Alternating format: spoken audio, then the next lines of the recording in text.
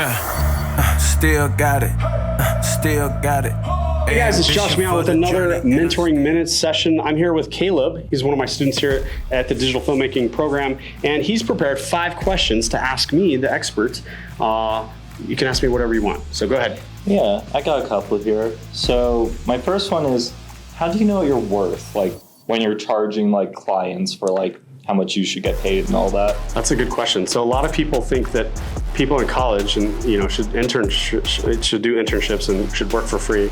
I think that there's some truth to that because you need experience, right? You don't know what to charge people if you don't have a lot of experience.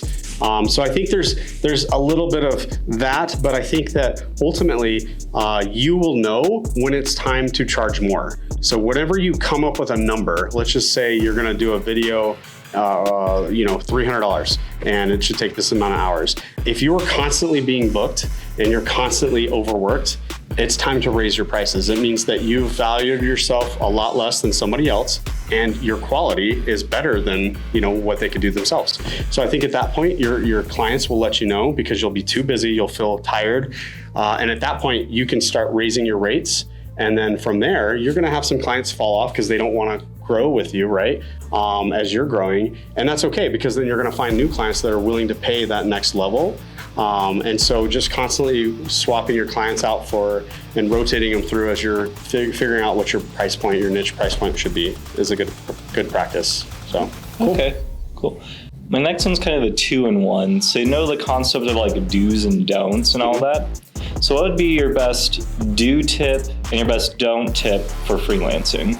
Okay, so the do tip is do ask a lot of questions. When you're freelancing and you're working with a client for the first time, ask as many questions as possible. Dig into really what they're saying and what they want you to do, because you might come across a client that wants you to do A, but by asking questions, you realize that they really need B. And so you may be able to position yourself in a way to either make more money and doing not less work. And I don't mean that in a negative way, but doing something that would be better suited for what they're trying to achieve. And it may not even be that original project that they wanted to hire you on. So I think, do listen to everything that they say.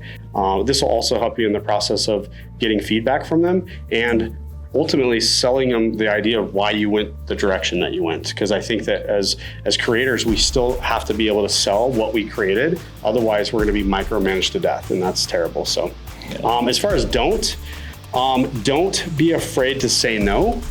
I know that might be counterintuitive when you're first starting out and freelancing and as you guys graduate college, but— I mean, yes, you said no.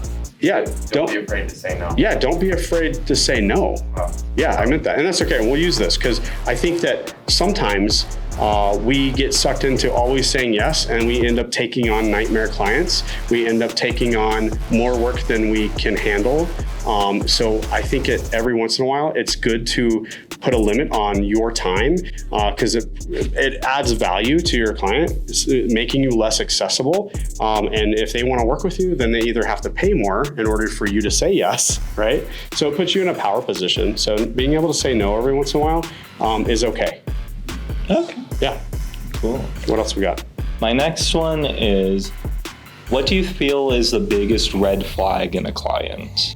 Lack of communication, no follow through. I think that the biggest red flags for me, especially with clients that I've even seen recently, it's just like, man, if I send them something to, sign off on and they're taking days and days to get back at me, I don't think they respect my time. And they may be busy, and I get that, everybody has a life, but ultimately I think that, when I need an answer to facilitate a project, I don't think it needs to wait a couple days to get that answer. So that's a huge red flag for me. So just lack of communication between client and in me, or maybe I'm over trying to communicate and they're not giving me anything back. That's a huge red flag. Also, here's another one. Anybody that asks you for a discount right off the bat. If I have a client come to me and they say, hey, Molly, what's your price on this? And I give them a price and they say, awesome, what's my discount? I instantly am turned off from that client and I don't want to work with them. They should be wanting to, I should be willing to give discounts for people that have chosen me over the years, right? So if I've got a client that I've worked with for 10 years and they keep coming back to me, at that point, I should say, you know what? I appreciate you. Here's a discount on this next project. You're constantly bringing me projects and money and income. So let's figure out a way to help you save a little, right? I think the discount thing needs to come from me as doing them a favor for continuing to use me and hiring me. But as soon as you say, hey, Caleb, can you do this for me? And you give me a price and I say, hey, what's my discount on this? Since I'm your instructor, hey, I should get a deal, right? You should instantly catch that as a red flag and not want to work with me because it means that I don't value you. And if we've never worked together, why are we discounting anything? True, yeah. Okay. So no family discounts then either? I don't work with family. I just tell family no.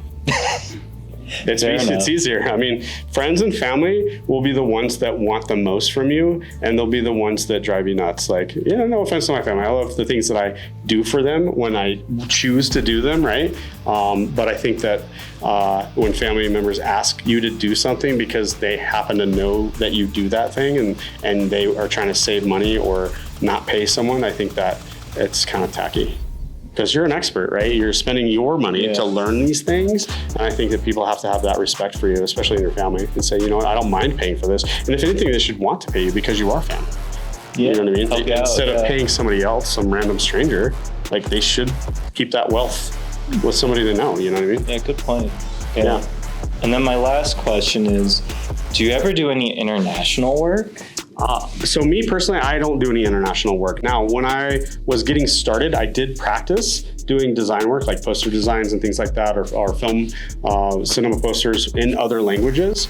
So I think that if you can speak another language, or if you can get enough information from either the internet, you should definitely do that or try that. If you speak another language, you should absolutely have other things that you're working on in other languages to be able to promote yourself as an international contractor. You know what I mean? But I personally haven't worked with any international clients. At least not yet, but maybe after this video, I'll get a few. Yeah, I was going to follow up with, would you want some? So I'm open-minded to always having a discussion with a client. That's the thing. I don't consider it a consultation. I'm always willing to just talk to people because I love speaking to people and I like getting into their heads and listening to what they have to say. So I wouldn't mind talking to anyone about that kind of stuff. Cool. That's it. Yep. All right, Caleb, thanks for joining us today. Again, this is Josh Meow. Guys, thanks for tuning into the Mentoring Minutes. Appreciate you. Bye. That was awkward. That was good enough. Cut.